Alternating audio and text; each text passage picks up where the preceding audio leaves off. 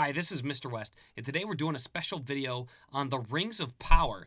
Now, I'm a Lord of the Rings fan, and one of the things I noticed while watching the first episode of the Rings of Power is this geometrical shape. Now, this is a cone, as you could surmise, but this geometrical shape we could technically find the volume of. And why would we want to find the volume? It's because we want to find the number of casualties of elves. These are elven helmets that you can see here, kind of a pixelated picture. But I'm going to assume that these helmets are spherical in nature, and that's going to make our process a lot easier. So this is an oversimplification, but we essentially just need three things in order to find out how many elves died in this battle, the Great Battle, also known as the War of Wrath. So the first thing we're going to need is circumference. Then we're going to use the Pythagorean theorem, and we're going to finish up, of course, with the volume, which will tell us the number of elves that have perished. So, a couple things we need to know here. Number one, there's only a couple things that we can actually measure from this picture. The first is their circumference. The second is this slant height.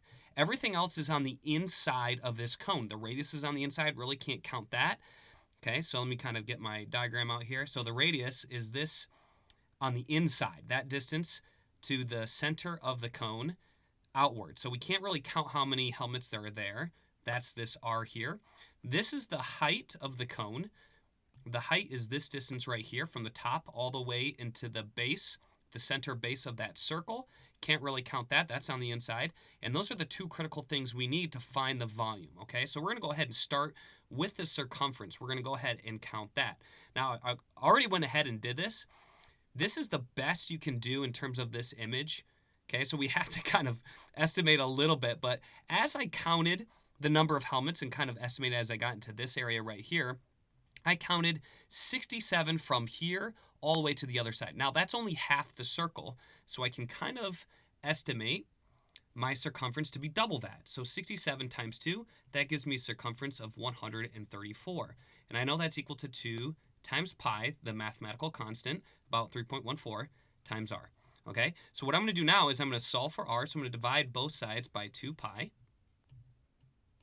All right, and then when I am done with that, I get a radius, and I need to actually change this to estimate, to about 22 is my radius. Now, it was actually 21 something, point something, but I'm going to round up because I'm going to assume just a little bit more, and also maybe the helmets kind of get settled in a little bit and packed in a little bit more densely than I could count, especially on the inside. So I'm going to round up whenever possible. Again, an oversimplification, okay? But now, I have one of the components I need for the volume. I have the radius, okay? And actually, I need the radius for this problem right here. I need the radius for the height, okay? The height is the other distance I need. Okay, so here's my height. This is the other one I'm trying to find. And again, that distance is right here all the way to the middle. We already found our radius. We said that is about 22. And then the other distance we said we could count is this slant height is what it's called. And that's from the top on the outside, just like that, okay? So what I needed to do is I needed to count each one of these helmets going up all the way to the top. Okay, so I kind of have a simplified diagram here. This is a right triangle. That's what you need for to use a Pythagorean theorem is a right triangle. And I estimated it about 50 helmets going up this side right here, okay, just as a reminder. So 50 helmets. We don't know h, that's our unknown value, and we already calculated our radius based on the circumference, and that was 22. Now we can plug in these values. So we have 22. That was an ugly 2. Let's redo that. 22 squared plus our height squared. That's our unknown. And then that's going to be equal to 50 squared.